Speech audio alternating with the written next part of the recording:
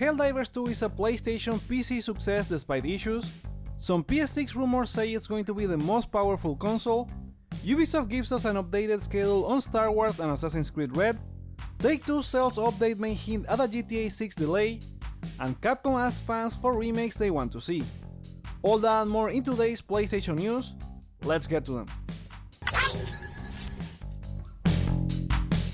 Helldivers 2 has become the most successful PC launch for PlayStation on Steam, with a peak concurrent count of 81,000 players after 24 hours, beating previous launches like God of War, Spider-Man, Horizon Zero Dawn, and The Last of Us Part 1.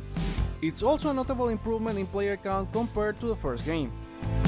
After seeing strong pre-orders, the game is now the top seller on Steam, above PUBG, Counter-Strike, Dota, Palworld, and Call of Duty, and the second best-selling game on the PlayStation Store behind Suicide Squad.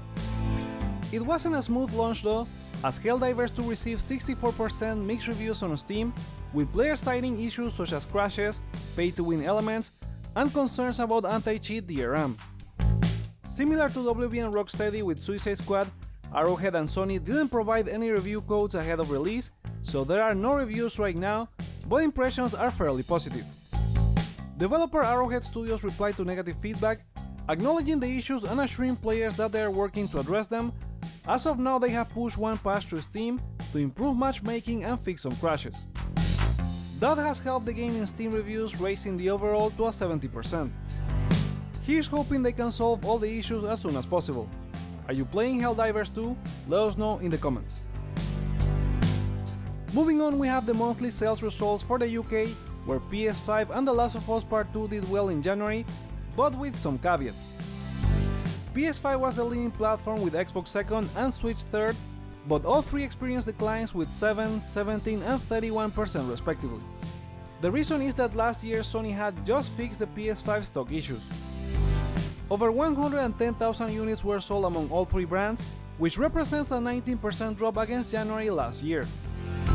Over in the games chart, EA Sports FC 24 was number 1, surpassing its predecessor FIFA 23, while The Last of Us Part 2 Remastered made a strong debut at number 2, benefiting from the £10 upgrade offered for PS4 owners. Call of Duty Modern Warfare 3 took cover in 3rd, dropping 1 spot, followed by Hogwarts Legacy climbing 1 to 3rd, then both Grand Theft Auto 5 and Online in the middle of the chart.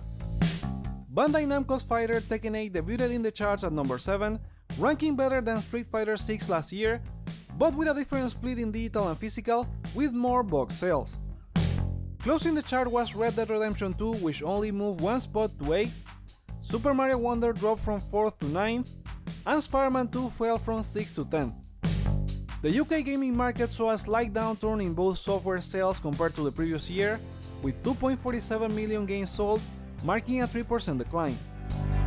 Nearly 690,000 accessories and add-on products were sold in January, which was the only segment with growth by 10%, led by controllers for both PlayStation and Xbox, likely due to the consoles sold in Christmas.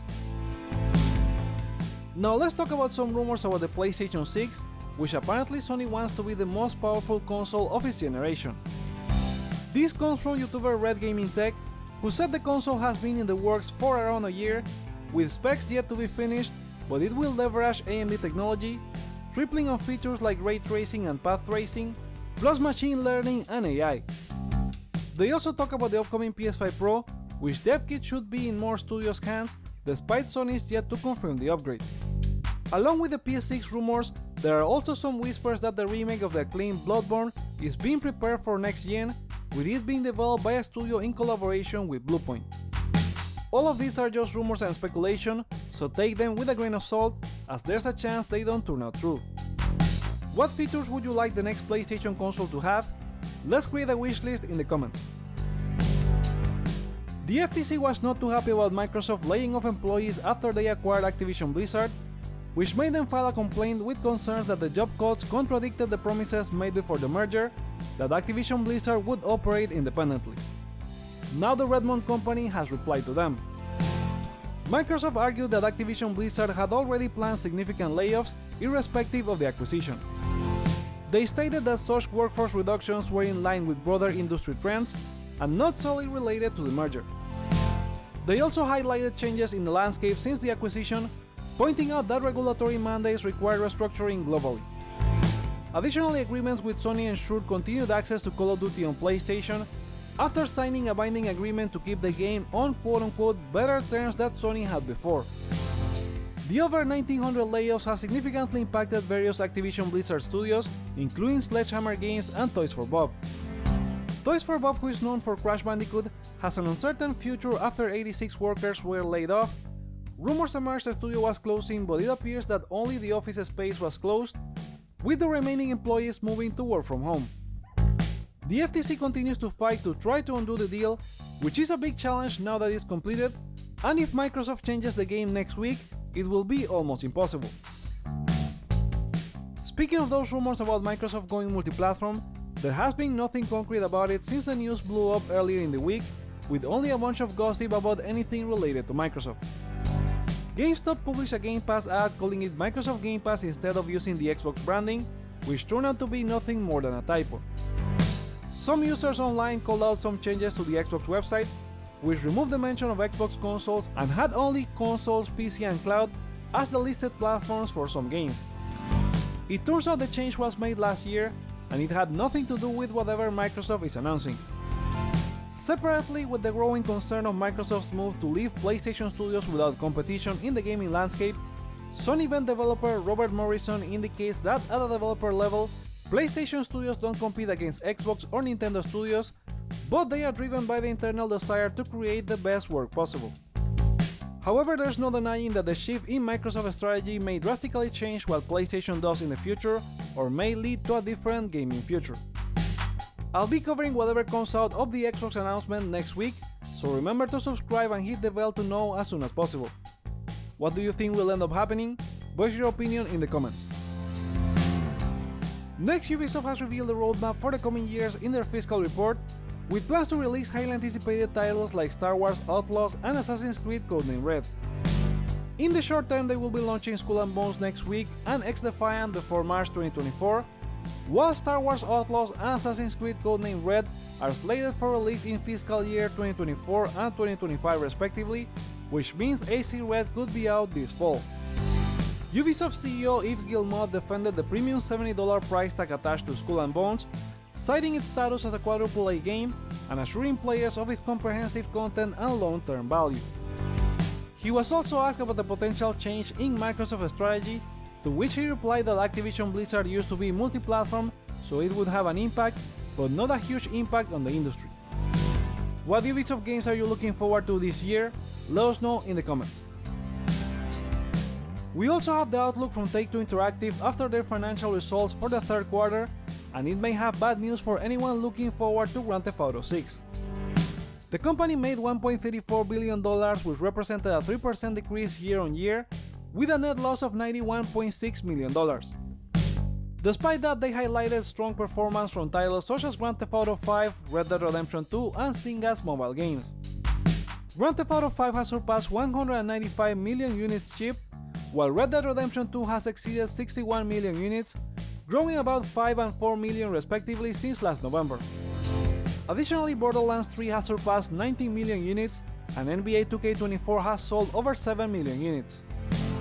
The Take-Two financial report also revealed that 77 million consoles of Generation 9 have been sold as of December 2023, and with Sony saying us PS5 has reached over 50 million units last December, it means the console is beating Xbox Series 2-1.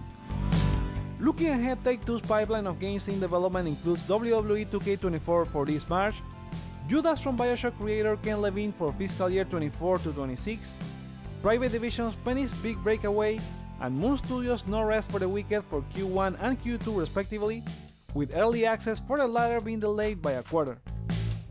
Then we have Grand Theft Auto 6, which they still listed for calendar year 2025.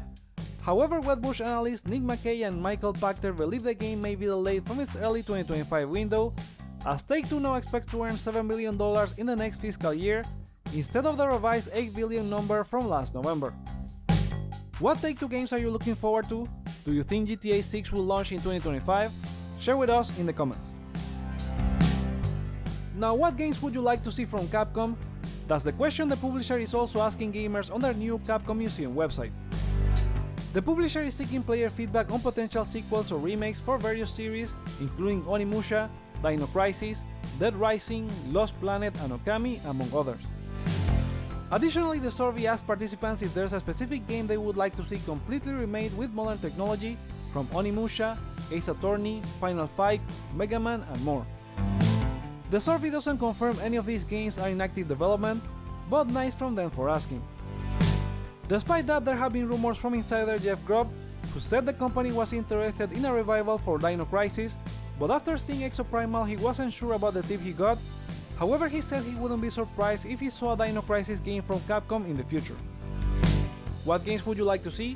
Let us know in the comments or vote on the poll in the community tab. Now time for a round of quickfire gaming news.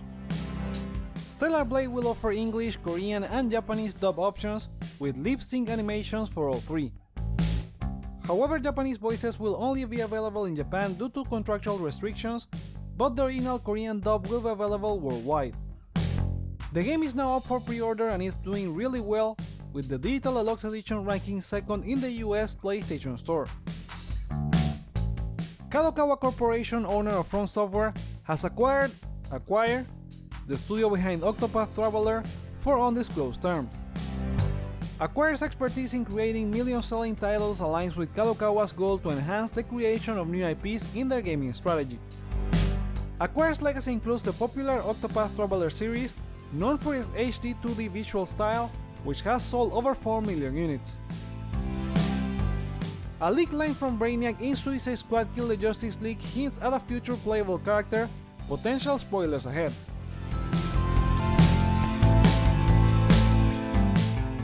A Reddit user captured the final fight against Brainiac, where the villain mistakenly references Freeze during a battle with Harley.